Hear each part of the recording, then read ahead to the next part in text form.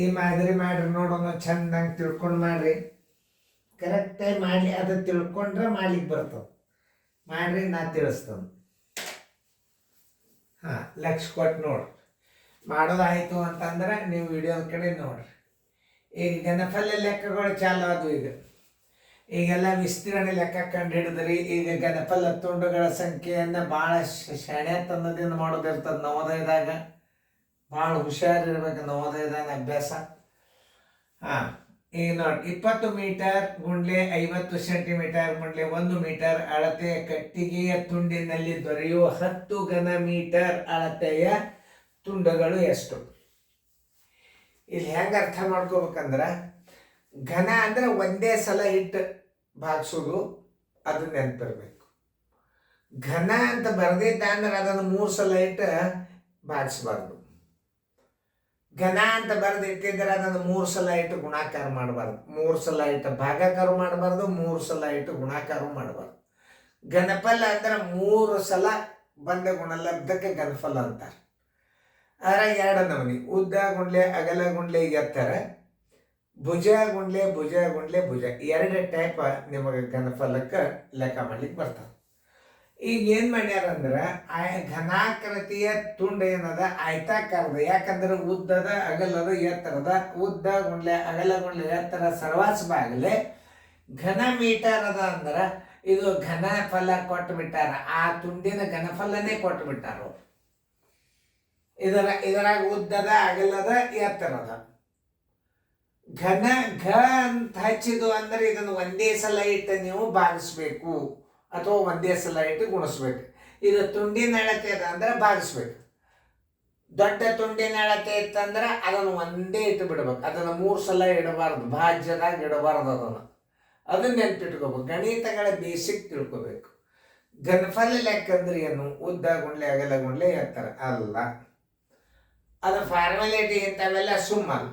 ಆ ತುಂಡುಗಳ ಸಂಖ್ಯೆ ಕೇಳ್ತಾನ, ಸಾಬೂನು ಬಿಲ್ಲಿಗಳ ಸಂಖ್ಯೆ ಕೇಳ್ತಾನ, ಡಬ್ಬಿ ಬಾಕ್ಸ್ ಎಷ್ಟು ಬೇಕಂತ ಕೇಳ್ತಾನ, ಮತ್ತು ಘನಾಕೃತ ಡಬ್ಬಿಯಲ್ಲಿ ವಾತಾವರಣ ಎಷ್ಟದ, ಆಮೇಲೆ ನೀರಿನ ಟ್ಯಾಂಕದ ಲೆಕ್ಕ ಬರ್ತಾವ, ನೀರಿಷ್ಟು ತುಂಬೇದಂತಾರ, ಖಾಲಿ ಇಷ್ಟದ ಅಂತಾರೆ.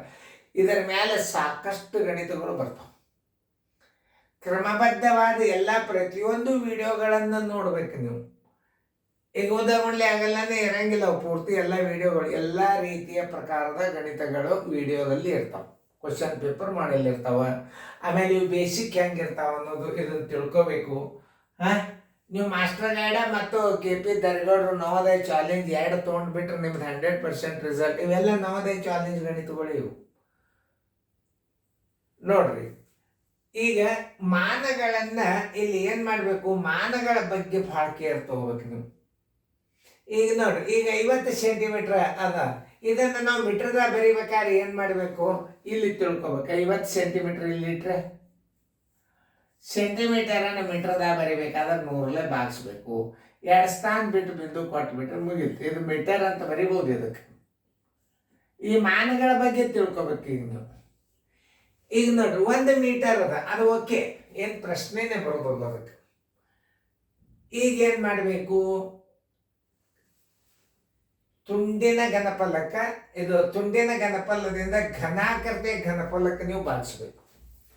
ಅದನ್ನು ತಿಳ್ಕೊಬೇಕು ನೀವು. ಕಟ್ಟಿಗೆಯ ತುಂಡಿನ ಘನಫಲ, ಕಟ್ಟಿಗೆಯ ಘನಫಲ ಅಂತಾರ ಅದಕ್ಕೆ. ಕಟ್ಟಿಗೆ ತುಂಡಿನ ಘನಫಲ ಅಂದ್ರೆ ಇದು, ಕಟ್ಟಿಗೆ ಘನಫಲ ಇದು ಮೇಲೆ ನೋಡಿ. ತುಂಡುಗಳ ಸಂಖ್ಯೆ ಬರಬರಿ,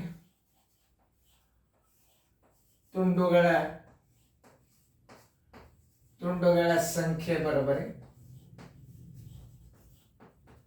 ಉದ್ದ ಗುಂಡ್ಲೆ ಅಗಲ ಆಯ್ತದ. ಇದು ಉದ್ದ ಗುಂಡ್ಲೆ ಅಗಲ ಗುಂಡ್ಲೆ ಎತ್ತರ ಸರಾಸರಿ ಘನಫಲನೇ ಅದ ಅಂತಂದ್ರೆ ತುಂಡಿನ ಘನಫಲ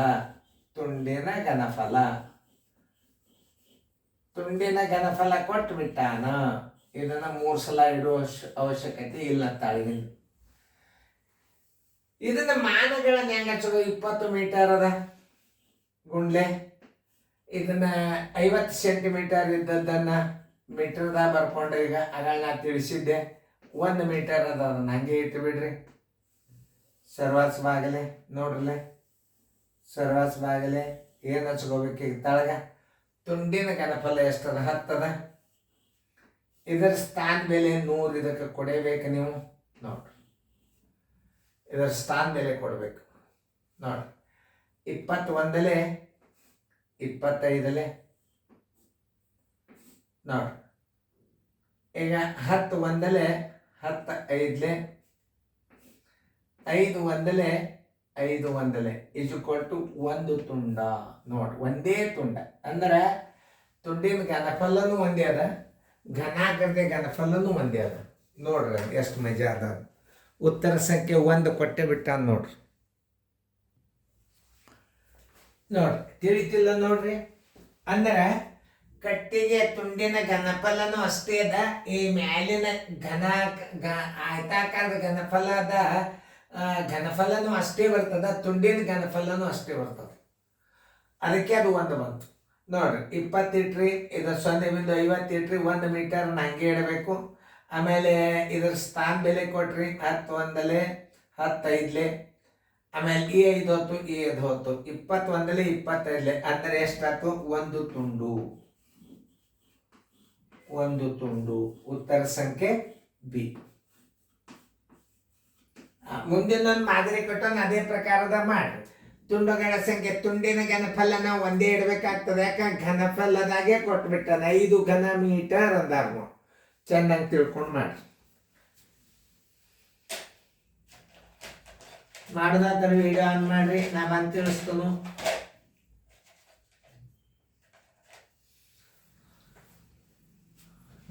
ಎಲ್ಲಾರು ನೋಡ್ರಿ. ಇಲ್ಲಿ 25 ಮೀಟರ್ ಉದ್ದದ, 80 ಸೆಂಟಿಮೀಟರ್ ಉದ್ದದ, ಅಗಲದ, 2.25 ಮೀಟರ್ ಎತ್ತರದ ಅಂತ ಒಂದು ಕಟ್ಟಿಗೆಯ ತುಂಡನ್ನ ನಾವು 5 ಘನ ಮೀಟರ್ ಅಳತೆ ಎಷ್ಟು ತುಂಡುಗಳನ್ನ ಮಾಡಬಹುದು ಅಂತ ಕೇಳ್ಯಾರ. ಆಮೇಲೆ ತುಂಡುಗಳ ಸಂಖ್ಯೆ ಬರಬರಿ, ತುಂಡುಗಳ ಸಂಖ್ಯೆ ಬರಬರಿ, ತುಂಡುಗಳ ಸಂಖ್ಯೆ ಬರಬರಿ ಎದರದು? ಕಟ್ಟಿಗೆಯ ಘನಫಲ ಅಂತಾರ ಅದಕ್ಕೆ. ಕಟ್ಟಿಗೆಯ ಘನಫಲ, ಕಟ್ಟಿಗೆಯ ಘನಫಲ, ಘನಫಲ ಸರ್ವಾಸ್ ಬಾಗಿಲೆ ತುಂಡಿನ ಘನಫಲ, ತುಂಡಿನ ಘನಫಲ ಬರಲೇಬೇಕಂತ. ಕಟ್ಟಿಯ ಘನಫಲ ಏನದು? 25 ಮೀಟರ್ ಗುಂಡ್ಲೆ 80 ಸೆಂಟಿಮೀಟರ್ ಇದ್ದದನ್ನ ನೀವು ಮೀಟರ್ದಾಗ ಮಾಡ್ಕೋಬೇಕು. ಅದು ಮೀಟರ್ ಅದ. 80 ಸೆಂಟಿಮೀಟರ್ಗೆ ನೀವು ತಳಗ 100 ಬಾಗ್ಸ್ರಿ. 100 ಸೆಂಟಿಮೀಟರ್ ಅಂದ್ರೆ 1 ಮೀಟರ್ 0.80 ಆಗ್ತಿದ್ದು ನೋಡ್ರಿ. ಇದನ್ನು ಮೀಟರ್ದಾಗ ಹಚ್ಬೋದು. ಈಗ 0.80 ಗುಂಡ್ಲೆ 2.25 ಮೀಟರ್ ನೋಡ್ರಿ. 2 ಮೀಟರ್ 25 ಸೆಂಟಿಮೀಟರ್ ಅನ್ನ ಅವ್ರು ಮೀಟರ್ದಾಗ ಹೆಂಗೆ ಬರ್ದಾರ ನೋಡ್ರಿ. ಸರ್ವಾಸ್ ಬಾಗಲೆ ಇದೇನು? ಕಟ್ಟಿಗೆ ಘನಫಲ ಬರ್ತದೆ. ಈಗ ಗುಣಾಕಾರ ಮಾಡಿದಾರ. ತುಂಡಿನ ಘನಫಲ ಏನ್ ಮಾಡ್ಬೇಕು? ತಕ್ಕೋಬೇಕು. ತೆಗೆದದ್ದನು 5 ಘನ ಮೀಟರ್ ಅಂದ್ರೆ ತೆಗೆದದ್ದು ಒಂದೇ ಸಲ ಇಡ್ಬೇಕು. 5 ಗುಂಡ್ಲೆ ಇದರ ಸ್ಥಾನ ಮೇಲೆ ಕಡ್ಡಾಯವಾಗಿ 100 ಇಡ್ರಿ. ಯಾಕಂದ್ರೆ ಬಿಂದುದ ಮುಂದೆ 2 ಅಂಕಿ ಒಂದರ ಮುಂದೆ 2 0 ಕೊಡ್ಬೇಕು ನೋಡ್ರಿ. ಇಲ್ಲಿಂದ 2 ದಶಮಾಂಶ ಸ್ಥಾನ ಅದಂದ್ರೆ ಬಿಂದುದ ಮುಂದೆ 2 ಅಂಕಿ ಅಂದ್ರೆ 2 ಸ್ಥಾನ ಕೊಡ್ರಿ ನೋಡ್ರಿ. 5 1 5 5 ಆಮೇಲೆ 25 100, 24 80 ಆಮೇಲೆ ಈ 5 1 ಈ 5 1 ಆಮೇಲೆ 25 4 100, 25 9 225 4 1 ಈ 4 1 ಬರೋಬ್ಬರಿ 9 ತುಂಡುಗಳು. Answer is equal to 9 ತುಂಡುಗಳು.